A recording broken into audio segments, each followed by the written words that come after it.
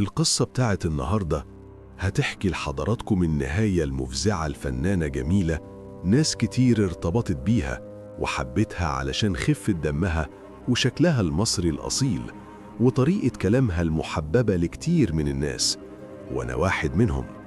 النهاردة هنحكي عن قصة نهاية الفنانة وداد حمدي، والحكاية دي بنص كلام العقيد طارق زايد، مدير مباحث سابق بوزارة الداخلية المصرية. بس قبل ما نبدأ عايزين نفكركم بأنكم تعملوا سبسكرايب ولايك للفيديو ده علشان نكبر بيكم، وتسيبوا رأيكم في الكومنتات بعد ما تسمعوا القصة القوية دي. بيقول العقيد طارق زايد في نص كلامه إنها كانت ساكنة في 33 أو 39 منطقة رمسيس، في عمارة كانت مشهورة باسم فينوس، وبينها وبين قسم الأزبكية حوالي 100 متر. وأتذكر اسم حارس العقار في الوقت ده كان اسمه جوهر، وأنا وقتها كنت ضابط مباحث الأزبكية وكنت في المكتب، وكان معظم القيادات متواجدين في مكتب رئيس مجلس إدارة جريدة الجمهورية. وجالي جوهر البواب قال لي مدام نادية العسوي أخت الفنانة وداد حمدي جت واكتشفت إنها مقتولة. طبعا اخترت القيادات وتوجهت لمعاينة مسرح الجريمة، ومهم جدا السيطرة على مسرح الجريمة لعدم وجود أشخاص بلا داعي، لأن وجودهم ممكن يتسبب في طمس أدلة الجريمة وخصوصا البصمات. رحنا لقينا الجثة مرمية على السرير وعليها بعض الملابس، وفيها عدد طعنات كبيرة وكتيرة، وكأن اللي طعنها عمل ده بشكل هستيري.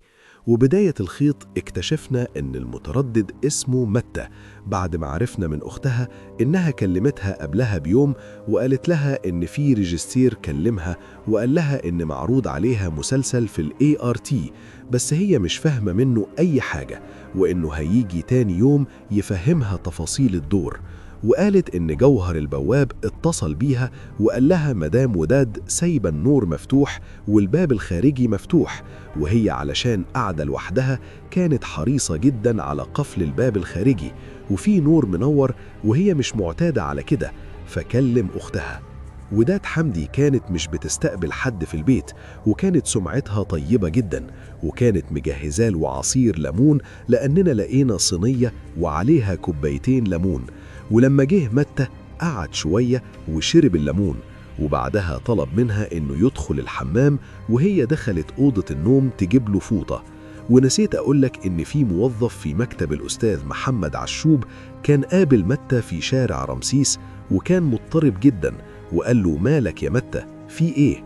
وكان معاه لفة تحت باطه، واللفة دي هي اللي كان فيها السكينة، وقال له خلاص أنا من هنا ورايح مش هبقى مديون، أنا هسدد كل ديوني. وسأله منين يا متى؟ فسابه ومشي. فهو لما دخل الحمام وهي راحت تجيب له فوطة، لبس جوانتي جلد كان مجهزه، وطلع السكينة وحطها على رقبة الفنانة وداد حمدي، وهددها بالقتل أو تديله كل حاجة عندها. فهي خافت جدا وقالت له متى خد الساعة دي وأنا معايا مبلغ بسيط هنا في البيت، خدهم وسيبني. وكانت هي لابسة ساعة رجالي وبيجامة رجالي، اتضح إنها معتادة على لبس ساعة رجالي وبيجامات رجالي في منزلها. طبعا جات له حالة هستيرية لأنه عقد النية على القتل خلاص، وإداها فوق 30 طعنة، ورماها على السرير ورمى عليها ملابس كتير.